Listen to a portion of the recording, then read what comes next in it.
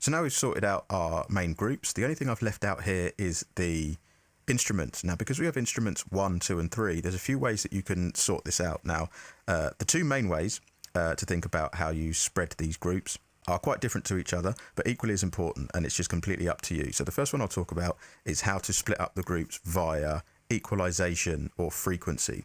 So you can have instrument 1 or instrument group 1 to be dealing with either higher frequencies or lower frequencies, instrument 2 mid frequencies, and then instrument 3 higher or lower, depending on where you want to start from.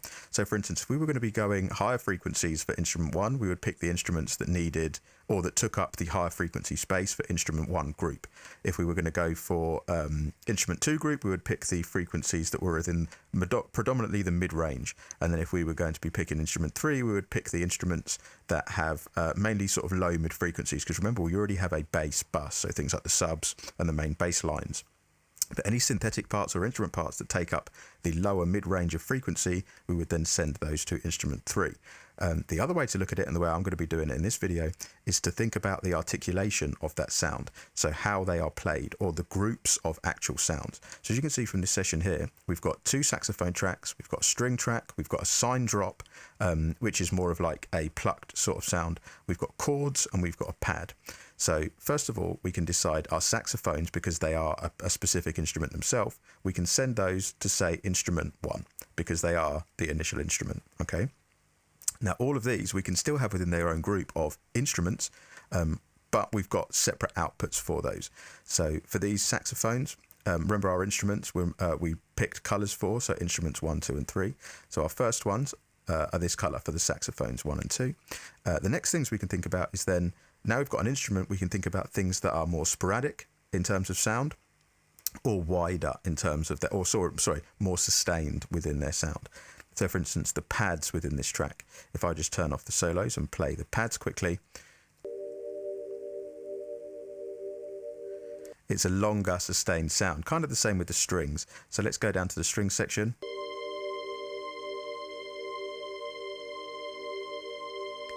So they would be sort of our secondary. So like we've got our main instrument, our instrument 2 would be the things that happen for a longer period of time, those sustained parts. So then I can grab strings and pads, put these two together, and we'll put these into instrument 2's bus, or instrument 2's output bus. We'll pick the next available blue, which is this one. That works out pretty good. We'll drag these underneath those. So we've got saxophones first, pads and strings second, which now leaves us with the chords and the sine drops. So let's have a listen to the chords.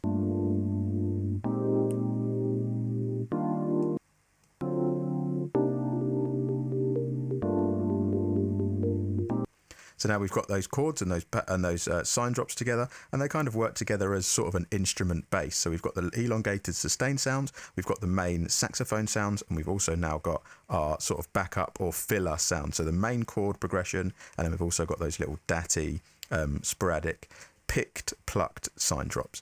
So we'll grab the colours for these.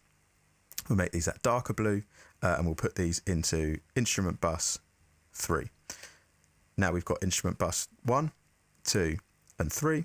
Now we can decide if we want to put these in their own instrument groups or in one full instrument group. I'm going to pick one full instrument group here because, again, they're already outputted to their respective buses, but I want a group for my instruments. So we'll call this instrument group. Press OK. These are now in the instrument group. We'll make this the middle colour for the instruments and then drop this down. So now our session looks like this. We've got drums, we've got basses, we've got vocals, we've got our instruments, and we've got our effects. These are then going to feed their each respective output tracks or their output auxiliaries, and then their output auxiliaries feed the respective mixes or go straight to the mix bus. The last thing we have in the session is the demo track. This, I'm going to give the colour of a darker purple, and then this I'm just going to rename demo, so it's easier to see without having to look at the elongated structure of the name. And then, yeah, you can see from this demo track here, let's just pull the volume visual down so I can see what the mix actually looks like. But at the moment it's muted, but you can see this goes straight to the master with no processing. We've not added any processes in just yet, but we've got all of our structure ready, so everything is ready in.